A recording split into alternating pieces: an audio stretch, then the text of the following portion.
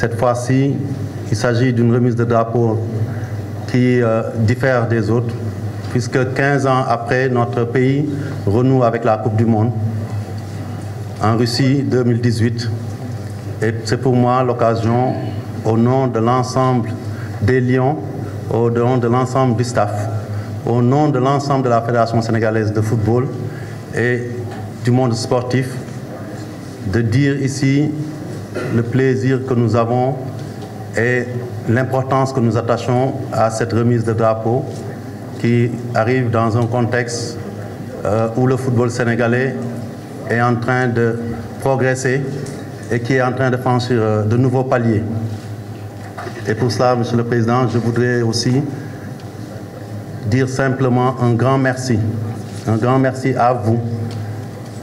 Nous savons tous les efforts que vous avez eu à consentir depuis que vous êtes là pour que cette équipe soit dans d'excellentes conditions. Et aujourd'hui, je peux me permettre, au nom de l'ensemble des joueurs, au nom de l'ensemble du staff, au nom de l'ensemble de la fédération, de vous exprimer notre reconnaissance.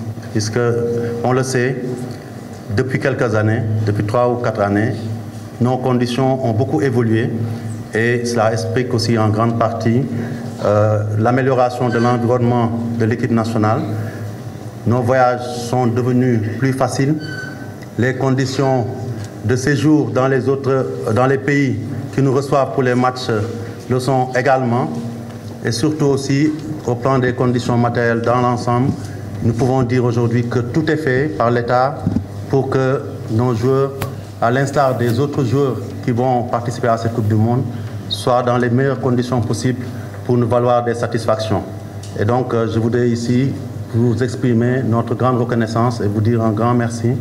Et aussi, associer à ces remerciements l'ensemble du gouvernement sénégalais. Chaque jour que nous les sollicitons, ils sont à nos côtés.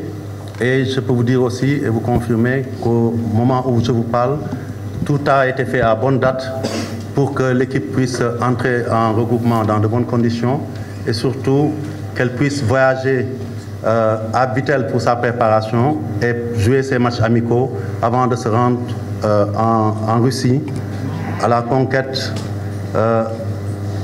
de ce que nous attendons tous, c'est-à-dire une grande participation, mais surtout une participation couronnée de succès.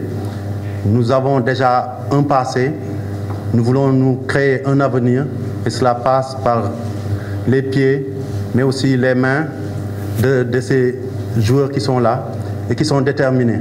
Et Président, je voudrais aujourd'hui ici témoigner de la valeur de cette équipe. Elle n'est pas en termes de valeur que talent, elle est aussi valeur morale, elle est aussi valeur patriotique. Et c'est pour ça que nous avons franchi toutes ces étapes. Et je voudrais aussi ici, à l'instar des joueurs, saluer le travail qui est en train d'être fait par le staff technique. Jour et nuit, ils se donnent à fond, ils font des sacrifices.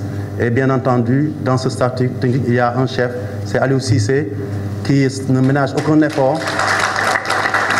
Et je veux aussi ici témoigner qu'au niveau de la fédération, nous avons toujours pensé qu'il était capable de relever ces défis qu'il est en train de relever et qu'il est encore capable de faire plus et mieux si effectivement on les met dans les conditions optimales de performance. Et c'est donc pour cela que, Monsieur le Président, aujourd'hui, la seule demande, c'est que vous continuez à nous accompagner, que vous puissiez aussi accompagner ce staff technique et particulièrement notre coach Aliou Cissé, qu'il puisse mener à bien cette mission. Et je suis sûr que si nous le faisons, dans quelques semaines, nous l'espérons, pourquoi pas, il est permis de ne se fixer aucune limite. Ça devrait être le lendemain peut-être du 15 juillet, pourquoi pas. Nous pourrons nous retrouver ici pour fêter quelque chose d'énorme.